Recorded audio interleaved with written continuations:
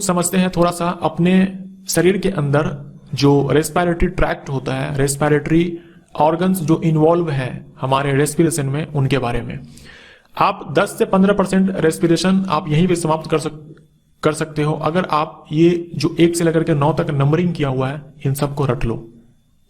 ये हमारा respiratory tract है, यानी कि ये वो रास्ता है जिसके सहारे ऑक्सीजन जाने वाली है हमारे बॉडी के अंदर। तो ये आप सारे रट लो, इसी ऑर्डर में रखना है।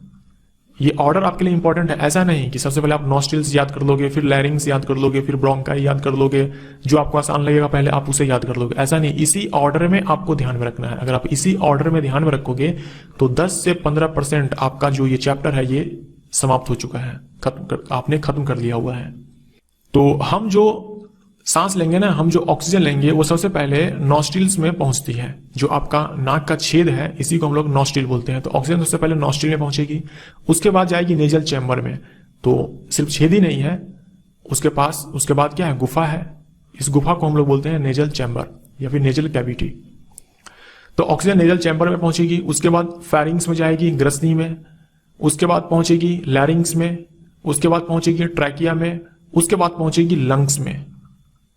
आप बोलोगे लंग्स तो यहां लिखा ही नहीं है। लंग्स नहीं लिखा है, लंग्स के अंदर भी कहां कहां कैसे कैसे ऑक्सीजन पहुंचने वाली है उन सबको मैंने यहां लिख दिया हुआ है। यानी 6 से लेकर के 9 तक जो आपको पार्ट्स दिख रहे हैं वो लंग्स के अंदर है। तो लंग्स के अंदर सबसे पहले ऑक्सीजन पहुंचेगी ब्रोंकाई के पास, फिर ब्रोंक्यूल्स के पास, फिर एल्वुलर डक्ट के पास, फिर एल्वुलाई के पास। एल्वुलाई के बाद ऑक्सीजन पहुंच जाएगी ब्लड में, फिर इस ब्लड से ऑक्सीजन पहुंचेगी सेल में, और उसके बाद होगा ग्लूकोज पे वार। इसको पीट पीट करके यहां से एनर्जी को बाहर निकाल दिया जाएगा। जिस भी ऑर्गेनिज्म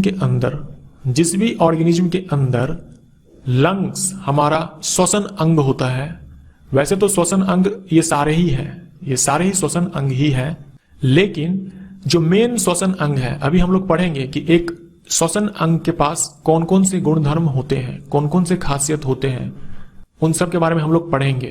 तो उन सब के आधार पर ही हम लोगों ने ये डिसाइड किया है कि भैया लंग्स ही है हमारे बॉडी के अंदर जो सबसे ज्यादा इंपॉर्टेंट है रेस्पिरेशन के लिए।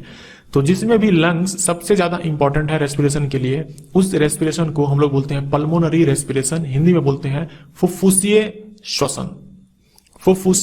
श्वसन, पल्मोनरी रेस्पिरेशन। यानी हम मानवों के अंदर कभी पूछे कि किस प्रकार का श्वसन होता है, तो एक ऑप्शन दिखेगा आपको फुफ्फुसीय श्वसन, उसे आपको टिक करना होगा।